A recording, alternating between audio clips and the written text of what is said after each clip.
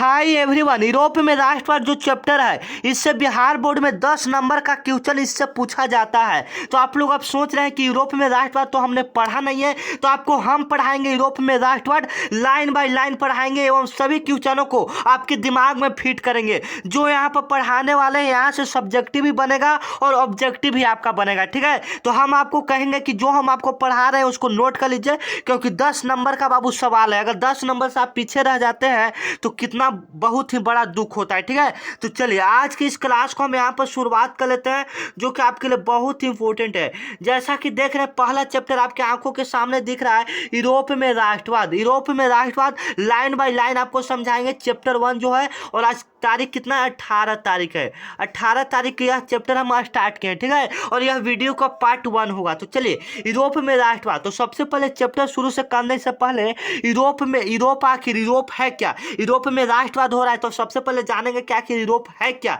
तो यूरोप बाबू एक महादेश है। यूरोप एक क्या है बाबू? यूरोप एक महादेश है। यूरोप क्या है बाबू? एक महादेश है। आप लोग याद रखेंगे यूरोप एक क्या है बाबू? यूरोप एक महादेश है। यूरोप एक क्या है बाबू? यूरोप एक महादेश है। आप लोग याद रखेंगे यूरोप एक क्या है? महादेश है। और अभी तक आप हमारे व्हाट्सएप ग्रुप में नहीं जुड़े तो जुड़ जाएंगे। मेरा व्हाट्सएप नंबर है 9334517119। यह मेरा व्हाट्सएप नंबर है, इस पर मैसेज करके आप लोग जुड़ सकते हैं, ठीक है। तो जल्दी जल्दी इस पर आप लोग मैसेज कीजिए, स्क्रीनशॉट ले लीजिए, ठीक है।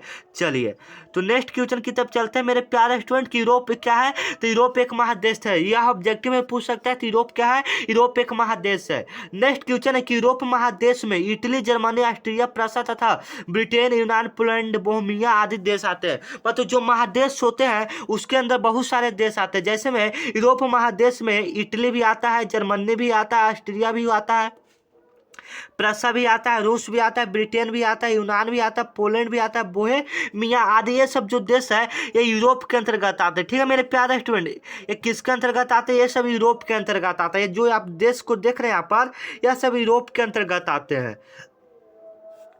अब आता है कि यूरोप के बारे में तो कुछ जानकारी जान ले कि यूरोप एक महादेश है, इसके अंतर्गत जर्मनी, ऑस्ट्रिया, फ्रांस ये सब देश आता है।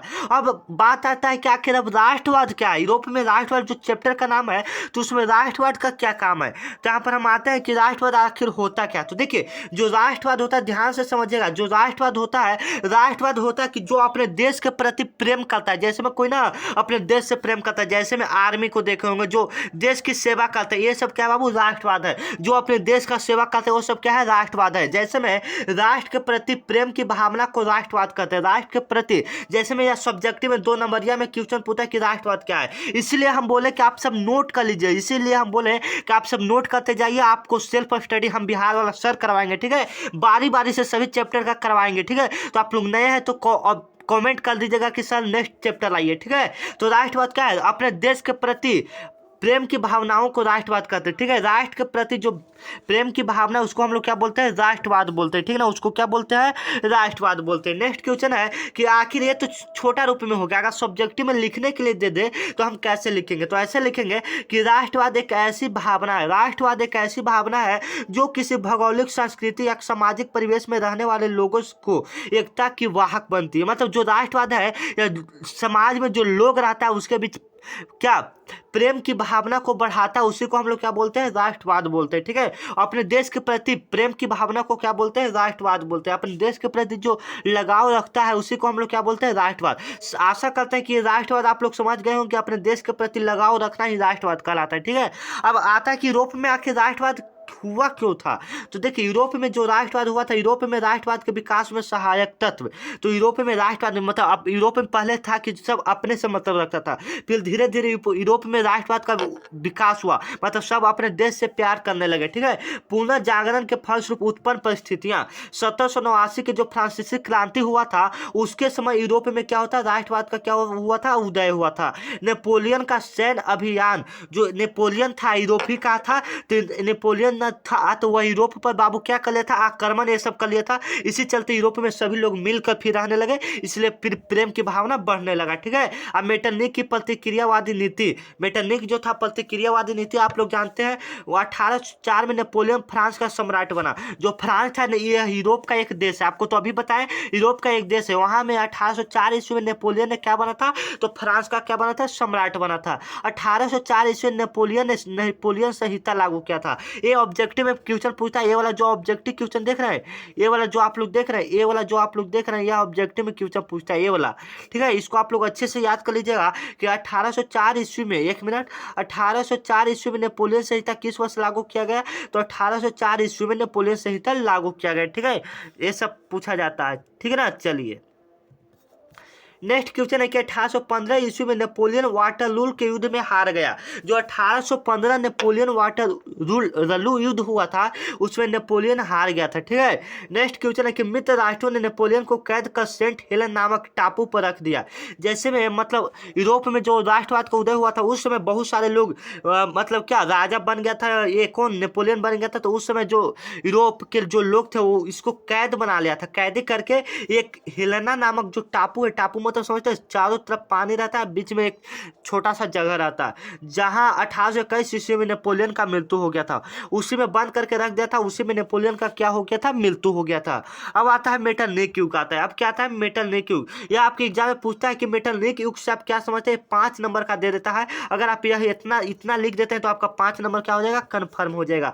तो मेटरनिक युग आखिर होता क्या है, मेटरनिक युग आखिर होता क्या है। ठीक है, मेटरनिक युग आखिर होता क्या है। तो देखिए यह जो क्वेश्चन आप लोग देख रहे हैं 5 नंबर में आपके बिहार बोर्ड में पूछ देता है। तो मेटरनिक युग आखिर होता क्या है, तो यूरोप की विजय शक्तियां नेपोलियन के पतन के बाद, यूरोप के जो विजय शक्तियां थी नेपोलियन के पतन के बाद, जैसे में नेपोलियन का मृत्यु 1821 ईस्वी में हो गया था, उसके बाद नेपोलियन के पतन के बाद 1815 ईस्वी में ऑस्ट्रेलिया की राजधानी वियना में एक सम्मेलन बुलाया जाता है जिसे वियना सम्मेलन के नाम से जाना जाता है। 1815 ईस्वी में ऑस्ट्रिया की राजधानी कहाँ है, वियना है। ऑस्ट्रिया की राजधानी कहाँ है, वियना।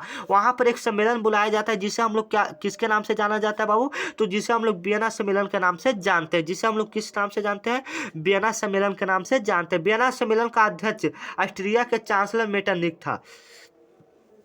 जो वियना सम्मेलन हुआ था उसका अध्यक्ष कौन था, तो मेटरनिक था। वो ऑस्ट्रिया का क्या था, चांसलर था। ठीक है, मेटरनिक प्रतिक्रियावादी शासक था जिसका उद्देश्य गणतंत्र का विरोध करना और राजतंत्र का पुनः स्थापना करना था। इसका कहने का मतलब है मेरे प्यारे स्टूडेंट, जो यह क्वेश्चन कर रहा है कि मेटरनिक युग क्या है, तो सबसे पहले आप लिखेंगे कि मेटरनिक प्रतिक्रियावादी शासक था जिसका उद्देश्य गणतंत्र का विरोध करना, राजतंत्र का पुनः स्थापना करना था। अगर आप यह इतना लिख देते हैं तो आपका 5 नंबर क्या हो जाएगा बाबू, कन्फर्म हो जाएगा। आपका 5 नंबर क्या हो जाएगा बाबू, कन्फर्म हो जाएगा। ठीक है, तो चलिए नेक्स्ट क्वेश्चन की तरफ चलते हैं कि वियना कांग्रेस की उपलब्धियां क्या थी।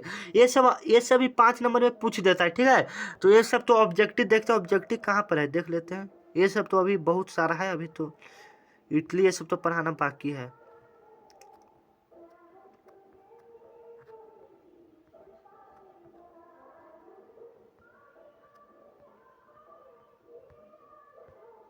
हाँ चलिए, यहाँ से ऑब्जेक्टिव आपका आ रहा है मेरे प्यारे स्टूडेंट, यहाँ से आपका ऑब्जेक्टिव आ रहा है। ठीक है, देखिएगा